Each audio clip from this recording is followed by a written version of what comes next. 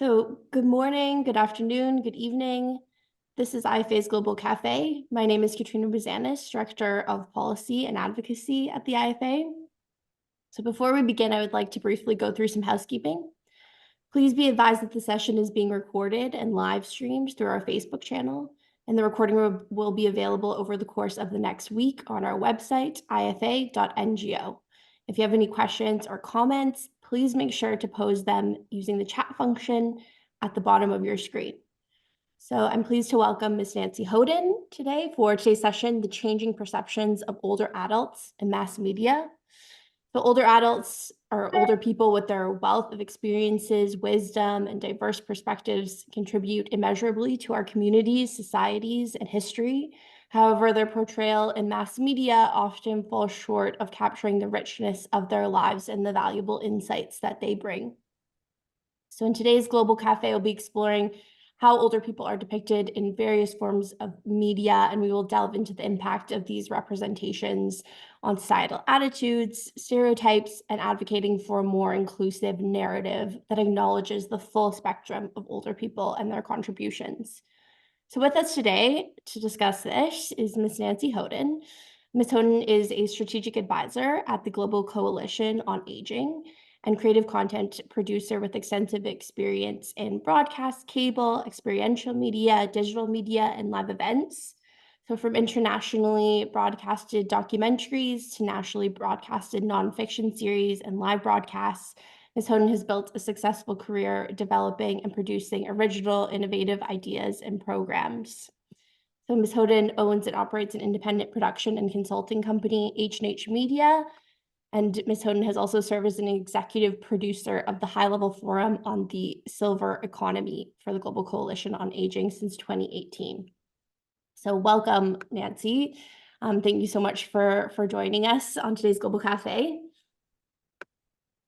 And thank you for having me. I just want to thank everyone for coming today and want to start off by saying good morning and a little personal note that I'm here also because of Jane and how much we adore her and have enormous respect for her. And I just want to say, Jane, on behalf of me and Mike, thank you for your leadership and your friendship and your delightful spirit. And now that you are no longer executive director of IFA, I know you're still involved. I hope to see you in New York City more often.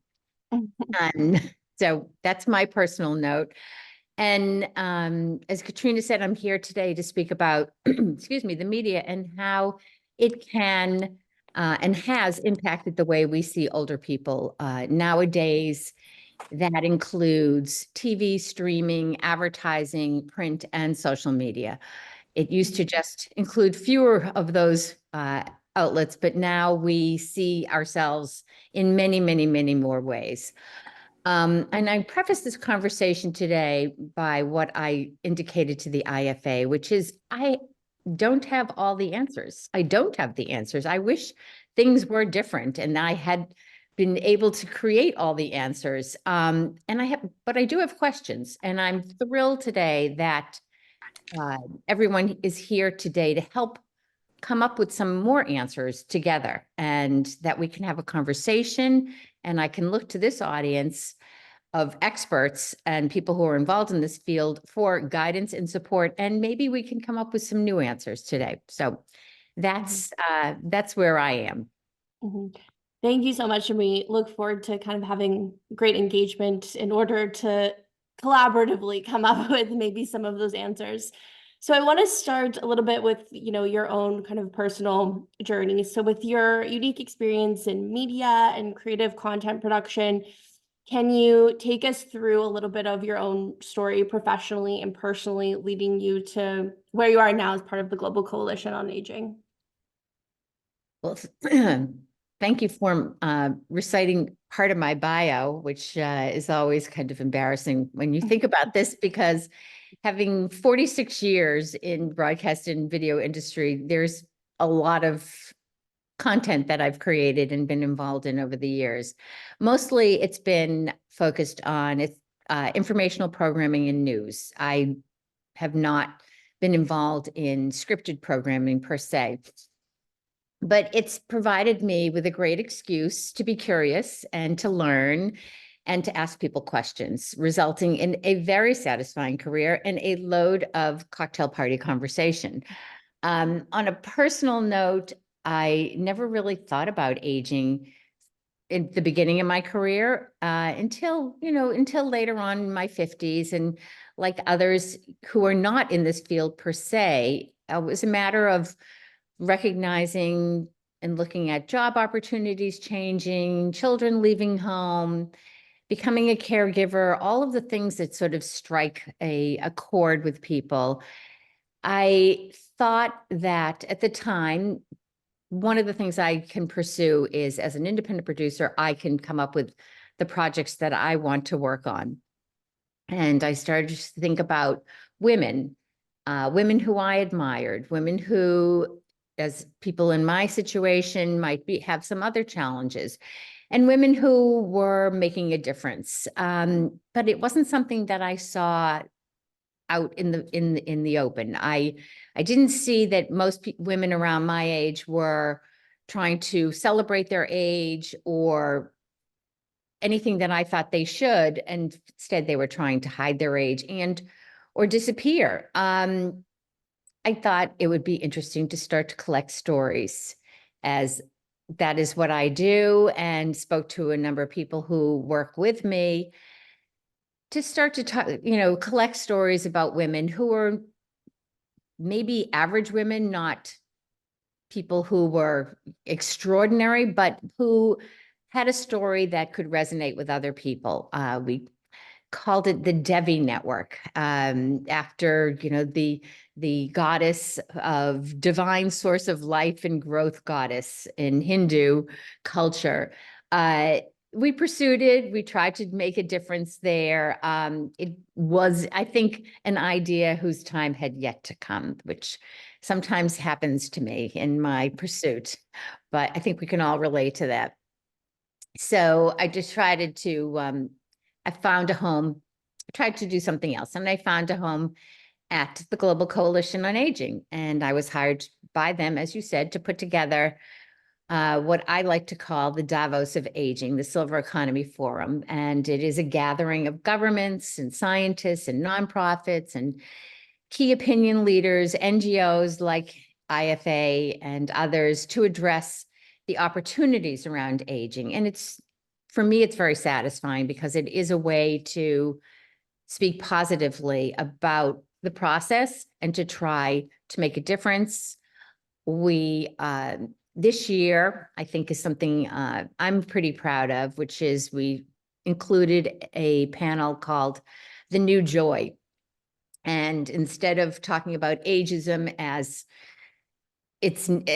in its negative state, which is very negative, obviously, and has incredible impacts on our health as well as our opportunities, we just decided to turn ageism on its head and use our voices to debunk myths, present positive imagery, stories, and businesses that were different than what we were seeing. I do have a little video that we created. I took a number of interns out on the street, and we interviewed young people and said, what do you think older people really do? And for the most part, they just spouted what everyone could imagine. Oh, they try to exercise, they play pinochle, they have a glass of wine with their friends. And then we just juxtapose that with some of the imagery, thank goodness, that's coming out now, between the Golden Bachelor and the Senior Games and all of the more positive imagery. And I see somebody here from AARP and, all the movies for grownups that you do. So we're trying to make a difference, and that's where we are now. Mm-hmm. Yeah, well, thank you so much. And I do encourage everyone to go take a look at that video, which are kind of in the links in the chat. But I want to ask, because how does mass media play a role when it comes to shaping and staging different images of aging? Because you mentioned, I think it's changing a little bit. You mentioned some of those newer references, but I'm curious to understand what kind of role you think it plays. I think it plays a decisive role. I think that in the past, with print, social media, and with the societal roles and stereotypes that they have shown in advertising, it's played a decisive role. We all, look back on the imagery of the 50s and the perfect family and the doting grandmother, and that was probably 50 years old, but looked 80 years old in television or in advertising. That's the way we grew up. That's the way I grew up, with those types of images. It started to change a little bit, I think, in the 60s when we sort of had the, granny hippies coming out on stage.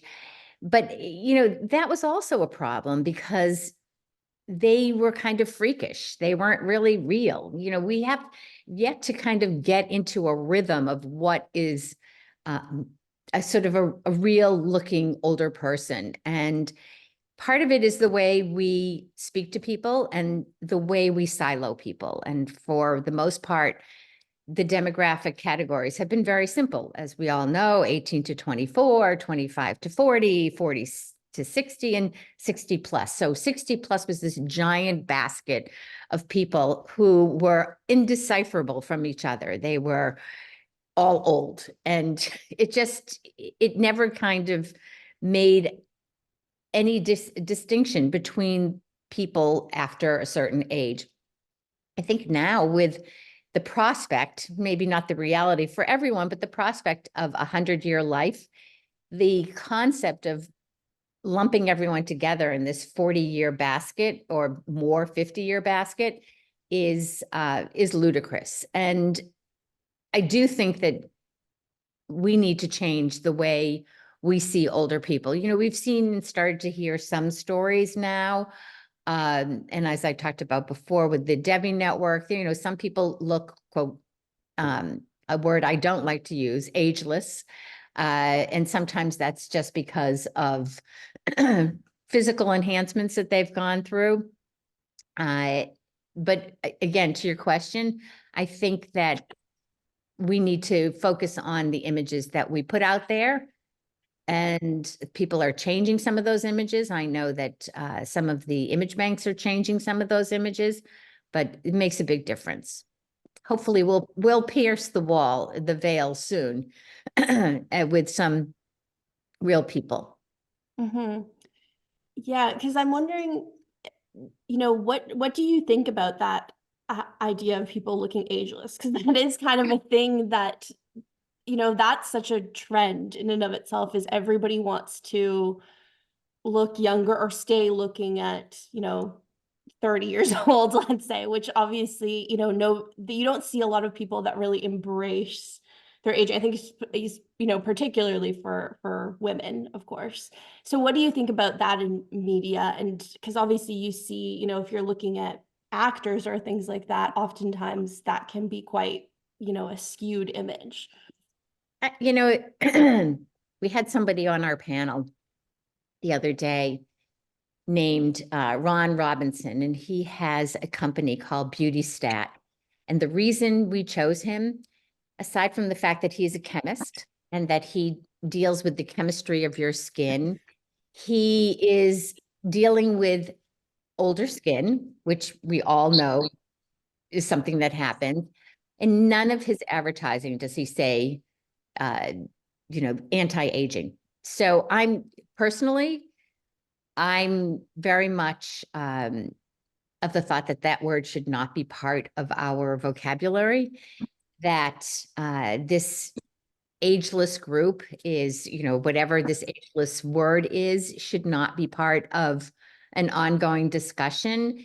Aging is a continuum. We start aging from the day we're born. And I would like to be a part of the conversation that does not include the word ageless or anti-aging, and instead looks at aging as another stage, another beautiful, wonderful stage that you go through, where most people have life experience to add, which is wonderful, much more so than infancy. So I'm not, I don't feel strong. I feel very strongly about using the words anti-aging or ageless. And I do applaud women who are in the media who have embraced their age. There are women who are now going against the grain and not coloring their hair and things like that. It's not happening enough. I can say that with confidence. But even someone like Jane Fonda, even who has had multiple, and admits to multiple surgeries to enhance her looks, has at this point in time said, I'm done. Now, she's 80 years old. Maybe she wouldn't have done it when she was 60, but it would be, again, I don't have the answers for this. It would be great if people would be more attuned to their age and appreciate their age and embrace whatever stage of their age they're going through. Mm-hmm. Yeah, I think there's something so beautiful about celebrating even the uniqueness with which kind of people age, which sometimes gets washed out when you start to see, all of these depictions in media and things like that. So yeah, it's certainly something that, I hope to see more people kind of embracing their Well, the age. problem too is that it starts so young that, Mhm. the 20-year-old now is looking and experiencing things that the 60-year-old did later. They're doing, they're having injections, they're worried about wrinkles, they're so conscious of it because we have perpetuated this in our imagery. Mhm. And I think that's where people get a lot of their ideas, whether it's, what their friends are talking about or just what they see on television or streaming or any other media in print. And it's unfortunate it's happening at such a young age now. Mhm. Yeah. So we touched on it a little bit, but I want to dive a little bit deeper into how the portrayal of older people has changed over time in mass media. So we're starting to see a little bit more of, as you mentioned, people having their natural hair color or, just different types of depictions, like you mentioned, Golden Bachelor, things that we maybe haven't seen before. But I'm wondering if you can trace a little bit how that has changed over time. I think that there were, as we said before, there's images that we've seen before, in advertising. Up until this point, the older person you've seen has been looking achy and hunched over. You'll see in international imagery of older people crossing. That's another thing that's hopefully in the chat. Universal symbols for older person is literally a stick figure of someone with a cane hunched over and then someone behind them pushing them. Uh, it just seems to be that's the way it has evolved from, and that's where it has been. There's also people trying to make a difference now with actual images. People, as I said before, like Shutterstock, who are actually having new images coming out. There's magazines like AARP, I know you're on here too, who are showing different images. But for the most part, we've seen this, the images of older people, both in universal signage and also in the policies that we deal with, that it's been focused on a lot of people in pain and people who, not to say that old age does not come with its incidences and age-related illnesses, but that's really where it's been for the time being. It's changed now. Again, I think that We can see it in some places, not in a lot of places, which I start with saying that I don't have all the images. I don't have all the answers, but The Golden Bachelor, is it a phenomenon? We'll see. It was the #1 rated television show this year. Who would have thought, the people who had and I must say, I've never watched the other Bachelors or Bachelorettes or wherever they are. I did tune in one time to see what this show is about. It's not necessarily, in my mind, the ultimate in portraying what older people should be doing in a dating situation, because I think they're still trying to relate to the legacy program. But we had Martha Stewart wearing a bathing suit in the Sports Illustrated swimsuit issue this year. I mean, who would have thought? We had Christy Turlington, who's in her late 50s, walking in the Michael Kors show in this. I mean, she's beautiful to begin with, but she doesn't look like the rest of the models, obviously. And we have people talking about aging. We have Naomi Watts, who is a very noted actress, having a menopause product. We have Stacey London also talking about her feelings. Jane Fonda, we talked about. We have Helen Mirren, Jamie Lee Curtis, Sarah Jessica Parker. All of these people who have a platform are now trying to portray themselves differently, accepting their age in a different way than has been before. And I think they'll, those things, fingers crossed. It's the start of a movement. I can't say we have the answer now, but it's a start. Mm-hmm. Yeah, absolutely. So I am just going to go to a question in the chat from Shmuel, who is kind of a weekly contributor at the IFA's Global Café. So Shmuel is asking, how can education support changing perceptions of older adults in mass media? So including social networks and then in society in general.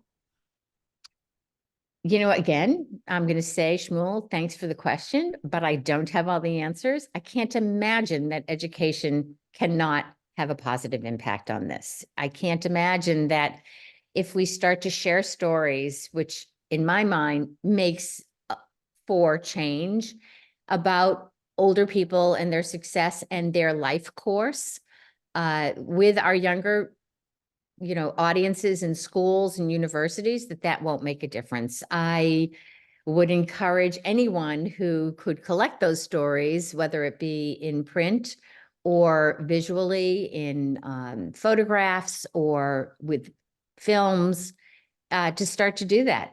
I'm going to mention the Silver Economy Forum invited a producer of a new movie called Nonas. It is not yet released, but it's a story, a true story about a fellow in Staten Island who is at the end of his rope. He's lost family members. He's very depressed. He doesn't know what to do with his life. He had a business. He decided to start again his restaurant. And who did he hire? And who came to his rescue?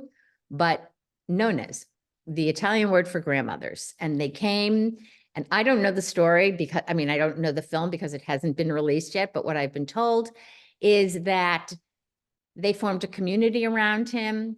They gave him hope. They gave him purpose and brought their experience and their need for connection to him, which led to his success. And I think that it sounds very heartwarming. I hope it's a good movie. I'm not telling you all to rush out and see it, but I do think that those are the types of stories that people might look at and say, oh, gee, a grandmother actually has a purpose. And she reminds me maybe of my grandmother or the image of a grandmother that I used to have, but look at what she's brought to this younger person. I think that intergenerational connection makes a huge difference. We've seen this also in studies with work, that groups that work with an intergenerational component are more successful. They're better than just young people working together or older people working together. So I'd like to think that that part of the equation, bringing generations together, celebrating older people with true stories, bringing that to an educational system somehow would make a huge difference. Mhm. Yeah, absolutely. I think there's certainly, it's an interesting study that you mentioned, which really is a really interesting data to show that people need to learn from each other in a way, or at least understand each other or get to know each other's experiences. I'm wondering if we can, again, we've touched on this a little bit, but I'm wondering if we can dive a little bit deeper into, how has media affected societal and individual attitudes of growing older? And what are the consequences of that we see in society? Well, again, I'm going to say that it has negatively impacted the way we see people traditionally. Things are changing, and not to harp on what we've seen before, but there are just, the images are just not there at this point in time, but things are changing. And we talked about the movies, and I think that there are other movies out there we can talk about, but I think that there are also companies that are involved in making changes. There are travel companies now where they are bringing together, as we talked about, this sort of intergenerational experience.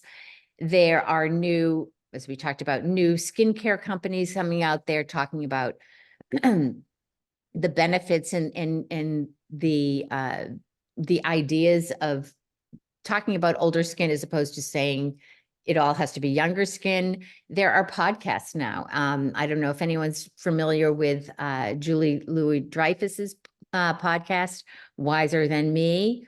Who would have thought? She's talking to women who are older because she thinks they're wiser. So there's that impact, even though we can't see her. We do hear what she has to say. We talked about the idea of creating products now and showing women and mentioning the word menopause, which again, personal experience.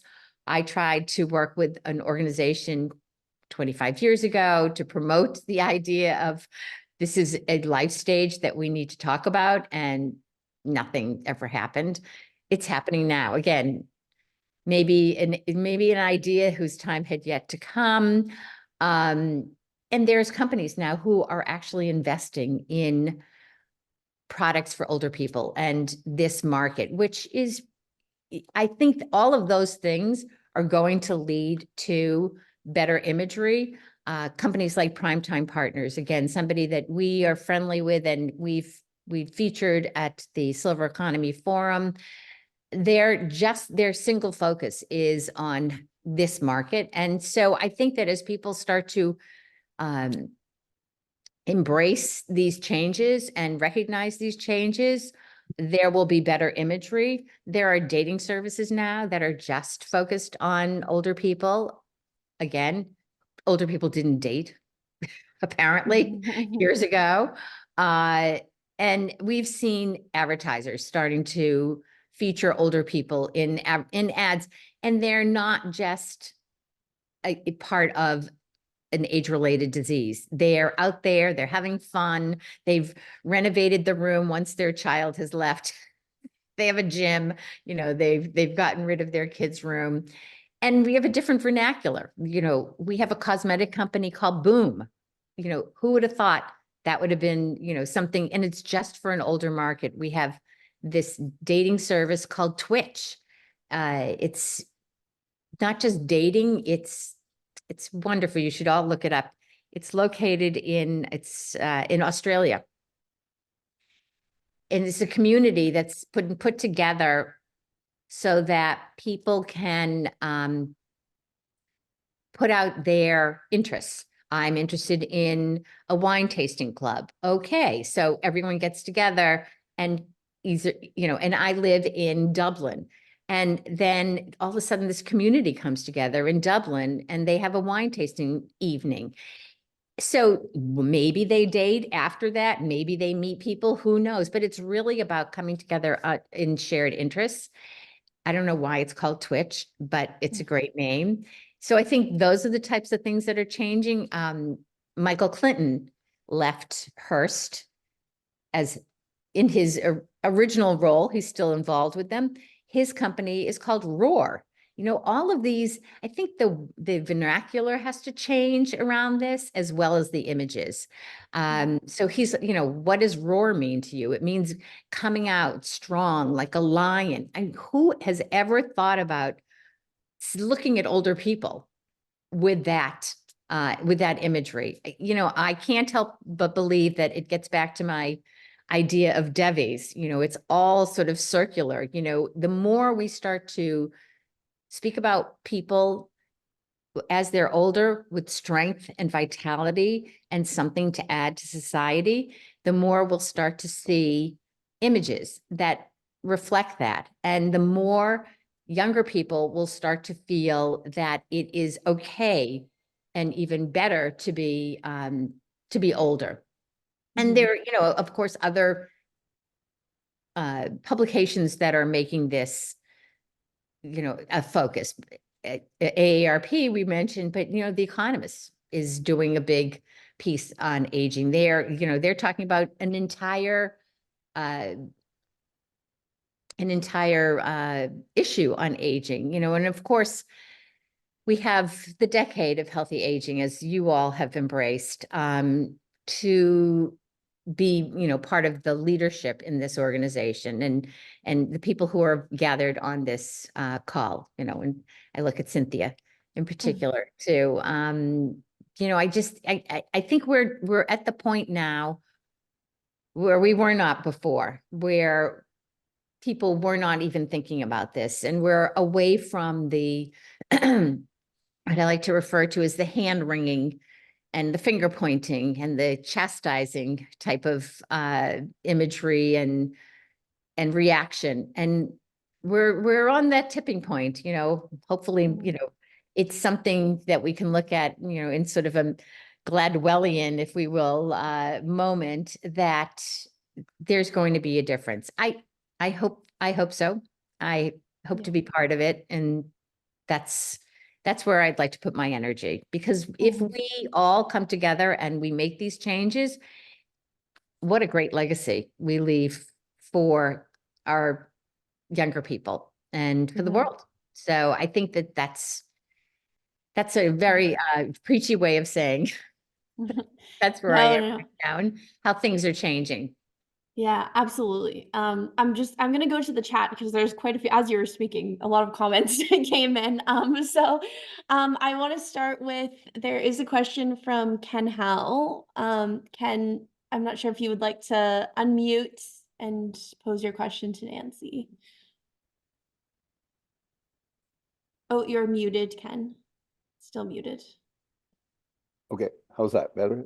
Okay. Great. The movie Cabbage Wars, funny movie, but really pertinent. It portrays the way that seniors are shoved into retirement communities and nursing homes and so forth. Does not the rest of China's biggest part, of course, cultures in the world revere? They look up to seniors. The Canadian native, the North American native people revere their seniors. Society in North America, I think, has downplayed the role and the capacity and the knowledge bank that seniors have. I think that's such a sad dilemma. And I've seen, I think it must have been your research with the children, young students going and being interviewed, and their perception of the capacities of seniors was pretty scary. So is your research predominantly North American? I know that the book Bowling Alone kind of talks about those sort of things, the way society has changed. That's an old book. So No, I know the book. You know, I wish I had the answer. Again, I'm going to say this, Ken, you're absolutely right. These movies existed, and they continue to exist. And yet I do believe there are things happening on the periphery, you know, whether it's Nona's or some of Nancy Meyer's movies with, you know, more realistic portrayals of people at decision points in their lives and romance and, you know, heartbreaking things that happen or changing societal roles or familial roles. They're peeking out there. You know, do they have a chance against an Avenger movie? I don't know. You know, we can only hope. But I do really believe that it starts with a whisper and it then ends up with a clarion call. So to your point, you know, there are obviously still images and portrayals of older people that are detrimental. And we Yeah. have to try to make a change in that. I think I wish I controlled the movie industry. I think it's up to us, though, to raise our voice. Too often, seniors sit aside and don't say anything. Oh, another great movie was Secondhand Lion, Mhm. where the guys felt that they had reached the end of their life and they didn't have anything. But I think we as seniors, and most of the people on this Zoom meeting are seniors, need to raise our voice and not be shy about the fact that, wait a minute, I am a lot smarter now than I was when I was 20 and 30, a whole lot smarter. So, you know, I'm going to turn the question to you. You know, what do we do? I wish I controlled all of these aspects of society. I wish I could tear down, you know, imagery that doesn't make sense. I wish I could convince people that there is there's a reason to show more positive images. You know, a part of the work that we do at the Global Coalition on Aging is to focus on the marketing opportunity to this group, you know, my group, whatever, you know, with people over 50 controlling 75% of US disposable income. Why are you not showing better images of us? You know, why are you not talking to us? Why are you making us feel bad about the way we look or telling telling us we have to look younger somehow because you're not showing, you know, clothing that looks good on us? You know, why is that happening? I wish I had control over everything, but what would you do if you could wish for anything? I think Mark Venning is sitting there saying, Ken, speak up about your housing project. So we're building affordable housing, but it's co-housing, because I think that model suits, and it's only for seniors in phase one. So all volunteers, almost all seniors, Pinecrest Housing. Look it up. Looks really interesting. I am gonna look it up. So it's seniors and younger people? No, Oh, okay. phase one is only seniors, 65 and older. Phase 2, 3, 4 will be multi-generation, but I feel that seniors need the help and support and a platform and a home that allows them to age without being secluded and locked up. So Pinecrest Housing. So my mom used to live in an independent living environment like that. And what they did every week is they had classes. There was a school, there was a elementary school on the same property. Yeah. And they would interact with the younger people. So the question about education, you know, they were there. They went to the school. The kids came to, you know, cross the field and went to their residential property, and they had that interaction. So that's another thing you might want to add to your plans for the future. I was just going the other way. It is a school. We bought a Okay. school and are inviting then preschool programs to utilize the building, because we've got a big gymnasium in the school, so, and 20 acres, so we can expand upon that. anyway. So then I'll the let- kids will come home and they'll do an art project and they'll show an older person playing, basketball with them. So that's the way those images in education can make a difference. yeah. Retired teacher, so I Thank- have to do that. Let somebody else thanks. talk. Please. Yeah, thanks, Ken. And I'll just say Mark Venning has kindly put the link in the chat to your project. So I did want to see, I'm not sure, Anna Maria, I saw you had a hand raised. Did you want to pose a comment or a question to Nancy? Sure. Thank you. It's regarding or following the conversation that you both have about the interaction with younger generation.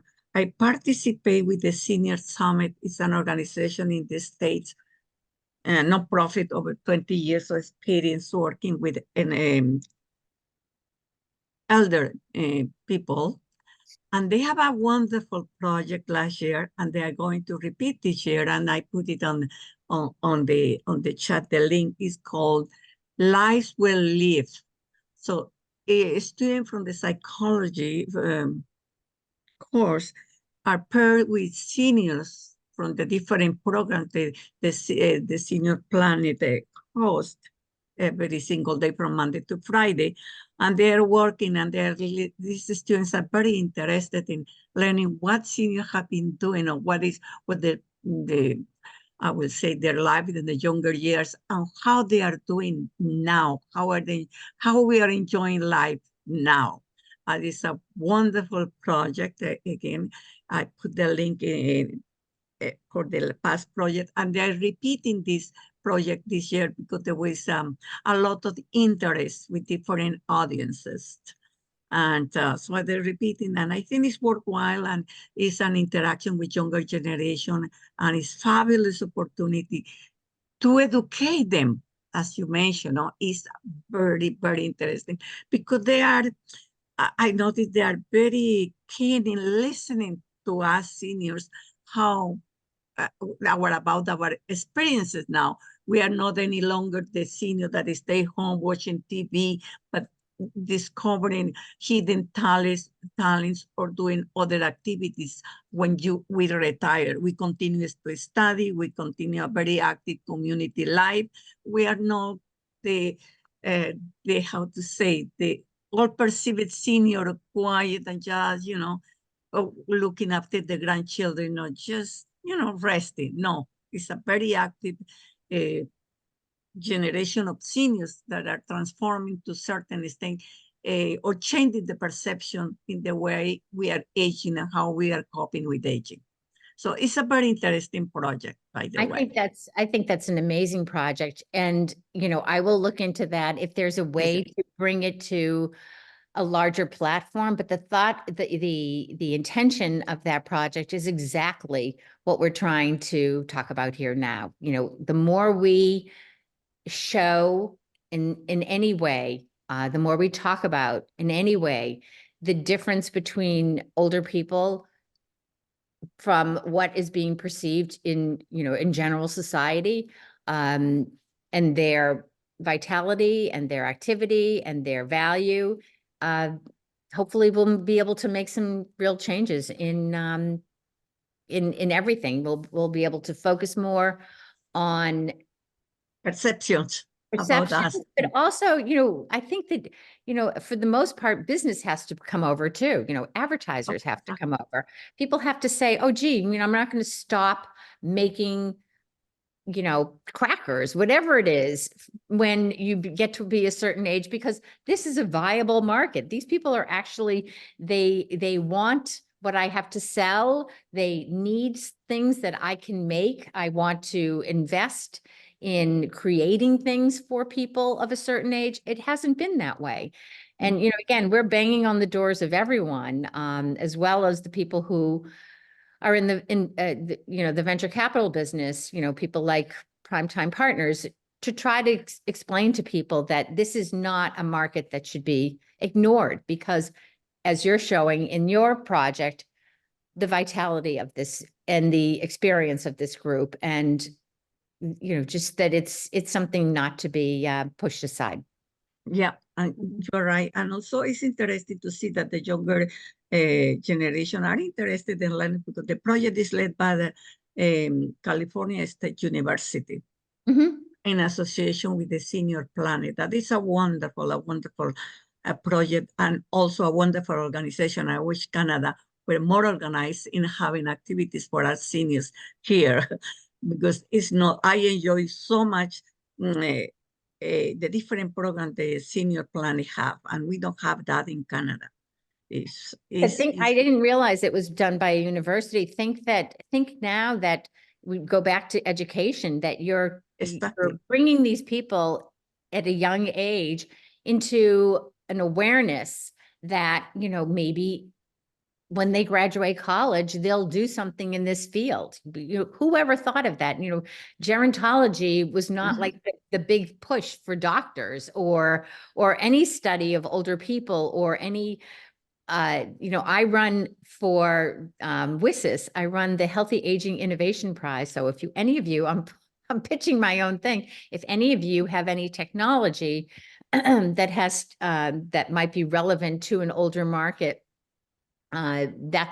or healthy aging, that's something that you should either look at or send to some friend, because we want to encourage younger people to start to think about older people as, you know, a viable marketplace. Yes. And I think in Canada, sorry to interrupt you, I think in Canada, we need to make that change because I think that in Canada, we're lagging behind United States. I can compare that because I'm very active here in Ottawa with seniors. And I see that we are treated as, is the old perception, but the approach in this senior plan is completely different. It's amazing. There is one particular professor, for example, or instructor that have over 500 seniors connected. Sometimes has 700. And here in Ottawa, they complain because they have 30. There's too many. So come on. So it's very, to me, it's disappointed, it's sad and frustrating. Well, I know that we're going to talk about other things too. So Yes. Thank you very much for your comments. Katrina, I'm going to turn it back to you. Thanks very much. I do want to go to just a question from Cynthia. I think we have time for maybe 1 to 2 more questions before the end of the session. So Cynthia, would you like to pose your question? Yes, this fascinating discussion. I really appreciate your time, Nancy. I was thinking about, you know, the WHO report on ageism was just a seminal report. And it's also part of the decade, one of the 4 frameworks of the fighting, you know, ageism. And I think gendered ageism is particularly relevant. But I also think sometimes we're our own worst enemies as an aging person. And I remember, I think it was Gloria Steinem, who, when somebody said, "Oh, Gloria, you turned 60, you don't look 60." And she looked in the camera and she says, "This is what 60 looks like." And I sit here and I say, we don't own our own age. How do we expect younger people to not develop the anti-aging and attitudes? And the greeting card business, for you're over the hill in 40s, 50s, 60s, you know, all the funny, yeah, they're funny, but what message does that, and it's our own. I won't send those kind of cards. I mean, I used to think they were quite funny, but I won't send them. I won't give the greeting card industry my business with that kind of card. And then sure enough, apropos of silver economy, a new card company, I have seen it at exhibits at US conferences, has arisen that celebrates aging rather than making a joke about our age. So I just think sometimes we're our own worst enemy, and that it begins with each one of us owning our age, and we have the opportunity to role model that for our children, our grandchildren, and great-grandchildren. That, you know, I think that's a powerful role that each and every person can make. Whether you have children or not, you're an older person in a community, you can make that difference. But what do you think? I couldn't agree with you more, you know, and again, those cards, the greeting cards, they're never in my basket. They're never something I select. And I think it is incumbent upon us. How many times have you heard somebody say, oh, does this make me look old? What does that mean? You know, even just the vernacular, like I said, I think that we need to start a different set of a lexicon of words that we use. You know, we do need to not only accept the way we look and say this is the way a 60-year-old looks, and not the images of the, you know, from the 1950s where the 60-year-old grandmother looked 160. You know, we really do need to, and I think we have the power to do that right now. I think that, again, I think things have changed. I know I've been beating on this door for a while. I know that you have, you know, we are at a point, maybe there's just more of us now so that it becomes more relevant, and we are more active. And, you know, let's face it, at the turn of the century, when, you know, social, when we had, you know, what's that word? when we died at 65, yeah, we could have Social Security at 65 because we were dead at 62. You know, we have lifespans have increased. So now that we have the possibility, not everyone can, but we have the possibility of living much longer. We need to start to look at this group in a different way. And, you know, again, I joined forces with you. I think it's great. You know, I'm ready to plant my pole, you know, my flag in there and try to make a difference. Great. Thanks, Cynthia. I want to maybe just do one final question before I kind of hand it back to you, Nancy, for takeaway questions, which is, Cynthia mentioned the Global Report on Ageism, which I think is, you know, an interesting tool for, you know, there's recommendations in there across sectors and disciplines and things like that. But I'm wondering, you know, what do you foresee any role in policy, in public policy, in terms of kind of, because, you know, part of it is ageism, but then there's also, you know, what you're talking about a little bit, I think, with the silver economy, which is markets. So I'm wondering if you see any role in policy for that. Absolutely. You know, first of all, back to the decade, they do have a repository now of images and wonderful educational pieces. There's a platform that you can access. I don't know. I guess anyone can access it. I don't know. We'll have to ask our friends at the WHO. But so they're trying to build that repository of more positive images and educational pieces. But in terms of policies, you know, I can't help but focus on the need to have a better policy for work. I think that many companies force people out at 65. That's mandatory retirement when they have so much more to add. And so there's that line in the sand, and, you know, that is being screamed at people, you're useless at 65, or you're useless to me at 65, when there can be changes in policies there. I think that's, to me, one of the more important things. And we should support companies who want to be more flexible. And we should have, in my mind, more flexibility in the workplace, so that if you perhaps are on an assembly line and you actually can't work that assembly line anymore because of physical limitations, and it's, you know, the floor is hard. There are companies that have put in more ergonomic, you know, aspects to people's work so that they can extend their life at the assembly line and not have them end up being physically incapacitated. But those people should be, whoever it is, whether you're in manual labor or in an office, there's just such a wealth of knowledge that you accumulate over time. You know, maybe the idea is you have a more flexible work day. You know, maybe your day is Monday, Wednesday, Friday instead of every day. And maybe you Monday and Fridays, you're part of a intergenerational community that works together, or where you transfer your knowledge to other people, you show people what to do, how to do it. I think all of those things, if they become policy in some way, would also help to perhaps break down some of those stereotypes of older people. Mhm.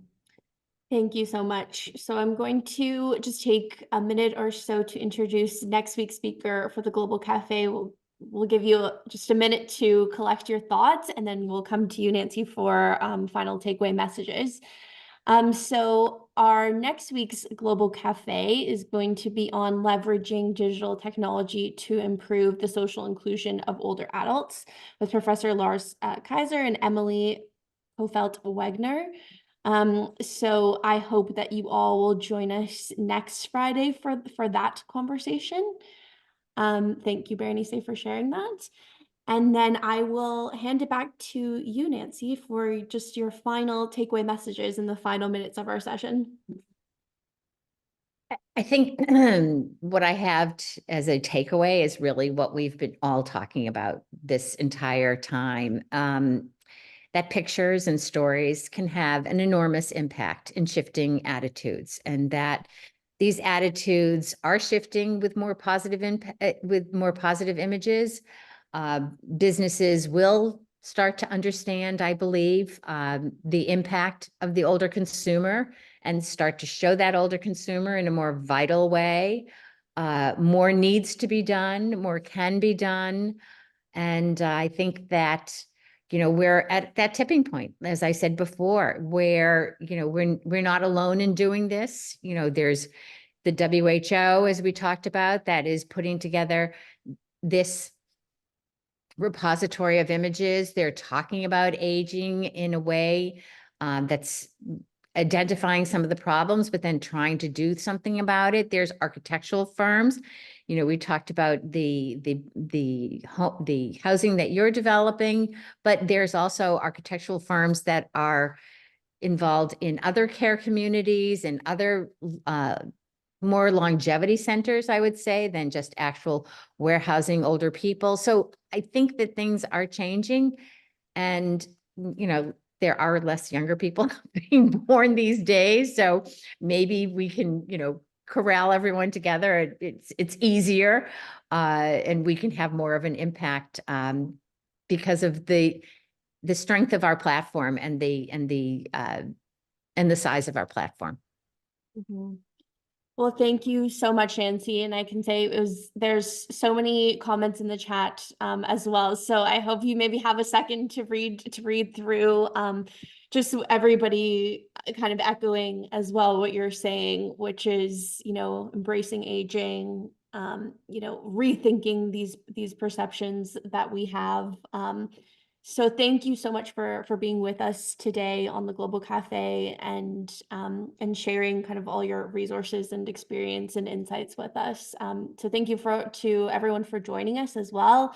And again, to all of the IFA staff who help to put on the Global Cafe every week. And we hope to see you all next Friday. And so have a wonderful weekend.